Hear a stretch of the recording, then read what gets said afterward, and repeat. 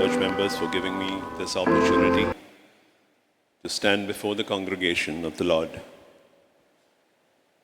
As we celebrate the Choir Sunday, and we heard and we confessed that all that we do should not be just singing and music, but beyond that.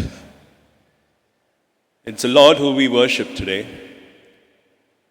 And for that, for the fact that we should not get moved off from our path of worshiping the Lord, we need the counselor.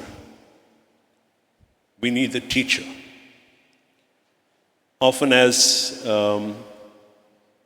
we study, the same way to know the Lord, there is nobody other than the Holy Spirit who can teach us. Today as the church, we have the theme of the Holy Spirit renewing us. Let's bow down our heads and seek the Lord's intervention. Lord, I thank you, dear Father, for the day that you've given us, that we come in your midst to worship you as an assembly, as your people. Lord, deal with our hearts, O dear Lord, and our stiff necks, O dear Lord. Make us supple, make us humble, Lord, that we may receive you, Master. Use thy slave, O dear Lord, that I would speak thy words and thy desire for thy people. Not our wisdom, Master, but your grace, Lord, prevail here, Lord. In Jesus' mighty name we pray. Amen. So in the first reading, we read from the book of Joel, chapter 2. And this is a promise that God gave his people, his chosen people. And we are a part of his chosen people. And in that, this was given around 400 or 500 years even before Jesus Christ came. And as we get to read, we see that God poured out his Spirit unto his people. That was the promise that God gave. Now, if we go back to the Old Testament, and the Old Testament is a reflection of the New Testament that came unto us. If you go back there were specific anointed people who were given the Holy Spirit. If you go back to look at Joseph, he was a man with an excellent spirit, with the Spirit of God. And Joseph didn't call himself like that. His masters, the king said, have you ever seen a spirit like that? Have you seen a man with the Spirit of God? People saw it. The same way we see Daniel, we see David, we see Moses, we see the 70 people who were given the Holy Spirit by God for Moses so that they can deal with the people of Israel. Now those days, it was not poured out. That's why the Bible doesn't say so. And then God tells us, in that day, I will pour out my Spirit. Now, pouring is not sprinkling. What's the difference in the word? Pour means beyond you can take, beyond you ask for. He will pour. And that day we heard that your children will prophesy. Generally, the elders are the people who pray and prophesy in everywhere where we go. But God is saying that day, your children will prophesy. And the old men will see dreams. Things that we don't think in the normal. Now in John 14, chapter 14, 15 to 18th verse, Jesus says, if you love me, keep my commandments. And I will pray the Father, and he will give you another helper. Today we live in that divine age of grace where the helper is there, but unfortunately we often don't remember that. Those days the helper was not there. Today we have the helper and we don't realize the importance of the helper. In Matthew chapter 7, God says that, if you as human beings give your children gifts, will I not give them more? He is talking about the Holy Spirit. We have to ask unto the Lord for his mercy, his grace, and his Holy Spirit, and the Lord will pour out his Spirit. In Acts chapter 1, we see And this is in the first chapter. We read the second chapter today as a second reading. In the first chapter, we see that Jesus is reminding that, and Jesus is saying, stay here. Do not go away from the city. Wait, because the Holy Spirit will come unto you. In chapter 1, verse 4, he says, and assembled together with them, he commanded them. He did not say, if you wish. He did not say so. So there is a command on us to wait unto the Holy Spirit. The Holy Spirit is available with us, but we have to recognize that today. And Jesus said, he commanded them not to depart from Jerusalem, but to wait for the promise of the Father. Which promise for the Father? The promise that was given in Joel chapter 2. That he will pour his Spirit unto everybody. Man, woman, master, slave, of every people. Now people asked, when are you coming? And then Jesus said, it's not for you to know the time. But you shall receive the power when the Holy Spirit has come upon us. Do we realize that we are people who have received the Holy Spirit and the power dwells on us, but we don't use it as the Lord wants us to use it? And then we see in chapter 1 that the disciples were not just 12, there were 120 people there. While the 12 main disciples and the person who was elected instead of Judas happened, Matthias. But there were 120 people who were assembled in the upper room. And they were praying in what? In one spirit. When we come to the church, the Lord wants us to be in one spirit. When we sing a song, we sing it in one spirit. When we pray as one spirit. All yielding to the mastership of the Lord and praising the Lord together.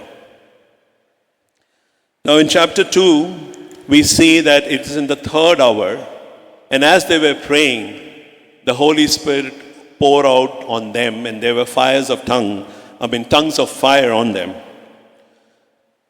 And we see that it happened on the day of Pentecost.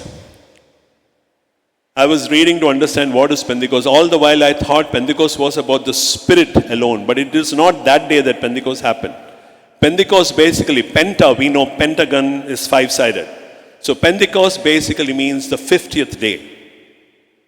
When the first offering was given, after that, the 50th day was celebrated as the feast of Pentecost. 7 Sabbaths apart, 7 into 7, 49, and the 50th day was celebrated as Pentecost. Now that was celebrated in the Jewish world as the day that the Torah was received, the law. And with the arrival of Jesus Christ as incarnate, we see that the same day, the law is being replaced by the Holy Spirit who is coming and helping you to live in Jesus Christ so that you are no more judged by the law, but by the grace of God in whom you submit yourself. We cannot win with our holiness. We cannot win with our act.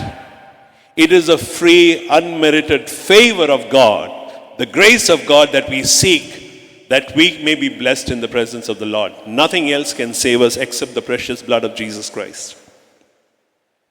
And that day there was the indwelling of Jews, people from every nation. Why? Because they had all come to Jerusalem for the feast of Pentecost. So they were Jews, but they had their own languages because they came from different parts of the world. And then at that time, there was this huge noise and people got the utterance. We hear them speaking in our own tongues the wonderful works of God. So what happened? When the Holy Spirit came on the 120 people got utterances. Utterances means they did not know what they were speaking. Why? Because the Holy Spirit was using them and speaking. In which tongues? Tongues of the people who were standing there. And they heard in their language. What did they hear? They did not hear gibberish. They heard the great works of God that was done. So the Holy Spirit was upholding the Lord and speaking about His greatness. So when we are filled with the Holy Spirit, then our only thing that happens is that we praise the Lord together.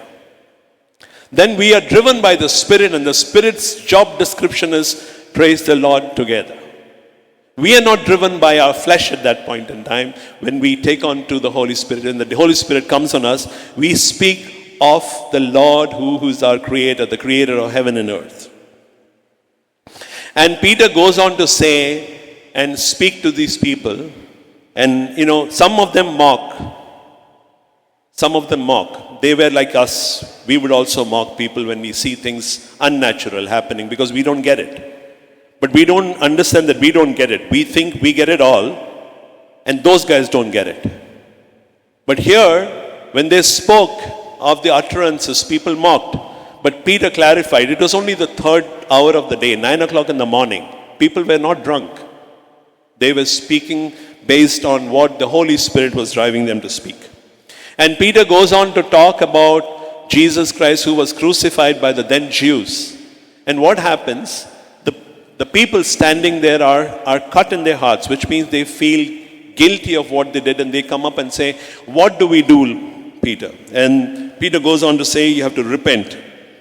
Men and brethren, what shall we do? Peter said to them, repent, and let every one of you be baptized in the name of Jesus Christ for the remission of sins, and you shall receive the gift of the Holy Spirit. So the Holy Spirit is a gift of God to each one of us. He has given us, pouring out the love of the Father onto His children who seldom understand the importance of the Father and the Father's love. And then the church does grow on. We see in Ephesians chapter 1 that the Lord blessed us with every spiritual blessing in the heavenly places in Christ. As we go on to read the portion, the epistle for the day was Galatians chapter 5, verses 16 to 26. And it talks where Paul is talking to the Galatians. At that point in time, Galatians were people who took on Christianity, but then started sliding back to go and do the rituals right so that they can be better Christians. And Paul says, you cannot get this through your act. Why don't you get it? It is the grace of the Lord. It is His Holy Spirit which can tell you what needs to be done. And in chapter 5, verse 5, we see, for we through the Spirit eagerly wait for the hope of righteousness through faith. And our righteousness doesn't come by our act, doesn't come by our talent, doesn't come by our songs, doesn't come by anything else, but by the Holy Spirit and our faith in God. We read about Abraham that his faith was counted as towards his righteousness. And that's what we are, the children of Abraham. We will also be following the same rule that was given to him. Now, in Galatians, Paul is actually reminding the people saying, walk in the Spirit. And what's walking in the Spirit is something that we need to know. It says in verse 13, he says, for you, brethren, have been called to liberty. Only do not use liberty as an opportunity for the flesh, but through love serve one another. In the Lord's presence, He doesn't allow any act of the flesh. Flesh means what? Our own desire. What I want to do. The Lord is not saying what I want to do. What does the Lord want to do through us? When we pray, we say, our Father in heaven, thy kingdom come, thy will be done on earth. We don't say our will be done on earth. It's not that I do my will.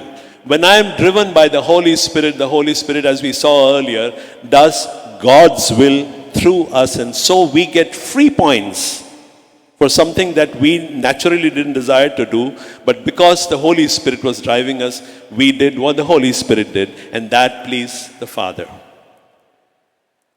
Now, I just want to warn all of us, including me. In verse 19, we say, now the works of the flesh are evident. When you start reading, you think this is somebody else, but very soon you'll realize it is us. Now the works of the flesh are evident, which are adultery, fornication, uncleanliness, lewdness, idolatry, sorcery. Till here we don't do anything of this. We are all good people. Now starts our saga. Hatred. Do we hate people? Do we have hatred in our heart? It's for us to examine. And who can help us? Only the Holy Spirit. Contentious jealousies, looks like us, a little more like us. Outburst of wrath happens day in and day out. We do it very well and we are very proud of it. Aren't we? All of us are guilty of it. Who can help us? Only the Holy Spirit. Selfish ambitions, no, we don't show that to people, but we take and carry it in our hearts. We don't tell anybody we are selfish, but we carry it in our hearts. Dissensions, heresies, envy, murder, drunkenness, rivalries, everything. These are all the fruit of flesh, of which I tell you beforehand, just as I told you in time past. God has said this earlier also. He is repeating because He understands. Just like we tell our children, go sit down and study. Go sit down and study. We keep reminding our children. And God reminds us, I've told you this before, but I'm telling you this again. And He says, for those who practice such things, and this is something that we don't want to hear, but we conveniently avoid it.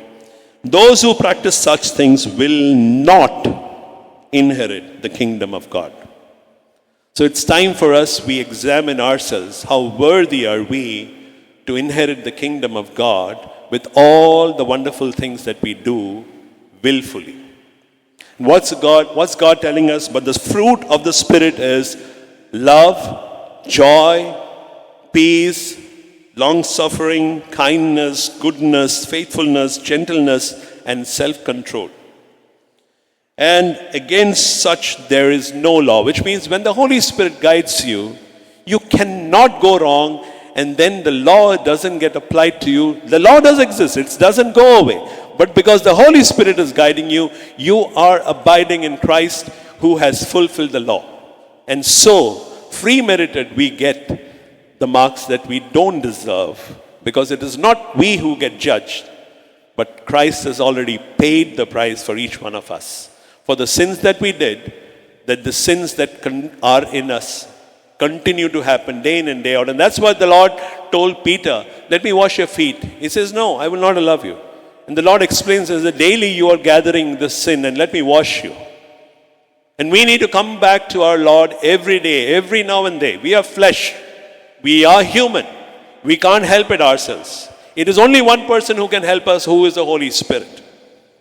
And for those who are in Christ, have crucified the flesh with their passions and desires. So our passions and desires should not drive us. Who should drive us? The Lord. How can the Lord drive us? By we submitting ourselves to the Holy Spirit who will drive us. I spoke about Joseph. I spoke about Daniel. Just quote from the Bible again. Genesis 39. Verse 2 to 4, it says, the Lord was with Joseph. He was a successful man, and he was in the house of his master, the Egyptian. He was not in a Jewish house, he was in an Egyptian house. And his master saw that the Lord was with him. Do we live lives that show other people around us that the Lord is with us? It's time for us to examine ourselves. If we want to be, we have to ask unto the Lord, and the Lord will pour out His Spirit. Similarly, we go on to say, when the Pharaoh sees Joseph, he says, can we find such a man, such one as this man, in whom is the Spirit of God? Pharaoh did not know God, but he saw God, Spirit, in Joseph. And in Daniel also we go on to say, Daniel is somebody who was these are all young boys. They are not old, matured people who have understood and lived life. They are the young in the house of the Jews. And they stand up to the purpose of the Lord, and they do not allow themselves being defiled by the world and the passions and the desires of the world. So in Daniel chapter 5, verse 12, in such an excellent spirit. What is the Spirit? The Spirit of God. Now those days it was Joseph, Daniel, Moses, David who were blessed. Today it is us. And that's why the Bible calls us the New Testament saints. We are the saints of God. But do we act like saints of God? Not often. Maybe very little. Now it's time for us to really examine ourselves. Like Esther, we read about the book of Esther. In the book of Esther, we see that, the maidens who went into the chamber of the king, they were given the liberty to take something that they like. But Esther goes by what the eunuch had said, because the eunuch knows what the king likes best. And the eunuch advises what she should be carrying, and she does exactly that. And she finds favor in the eyes of the king and the people there. What God likes of us, the Holy Spirit will tell us. And if we obey the Holy Spirit 100%, not 99, and then I do 1% of my will, doesn't work. I have to obey the Holy Spirit as it is, as He would want me to be, so that I please God and I receive the grace of God. In John, we read, in the Gospel also we read that it is beneficial that I go away so that the Counselor will come. Why? Because He'll tell you more things. He'll remind you of all that I said and teach you more things. So our job as Christians, we are called in the name of the Lord. Our name is Christians. When people say Christian, we think it's a religion. It's not a religion. We are being called by the name of our Father. He is Christ. And we are Christians, people who are called by His name. We need to act accordingly. We need to live accordingly. We need to give control of our lives to the Lord, to the Holy Spirit, who will then tell us what exactly we should be doing so that we are a part of His kingdom and we get His inheritance as His children. Let's bow down our heads and thank the Lord. Lord, I thank you, dear Father, for speaking to us Thy words, O dear Lord. Lord, develop in us that sense of repentance, O dear Lord. Not that we are all matured and learned Christians, O dear Lord. We learn every day, Master. We seek your presence and your interference in our homes, our houses, our offices, in every act of ours, Lord. We pray that, Lord, you will bless us with your presence. You will guide us, Lord, that we may not sin, O dear Father, that we may not act by our flesh, we may not act by our desires, our lust, but Lord, submit ourselves fully unto you. May each decision in our life be driven by you. May you control everything that happens in our homes, in our children's, in our generation, Master. Lord, when you dwell with us, O dear Lord, there is going to be excellence in us as was with Joseph, Lord. We believe and we thank you, Lord. We thank you for everything, Master. In Jesus' mighty name we pray. Amen.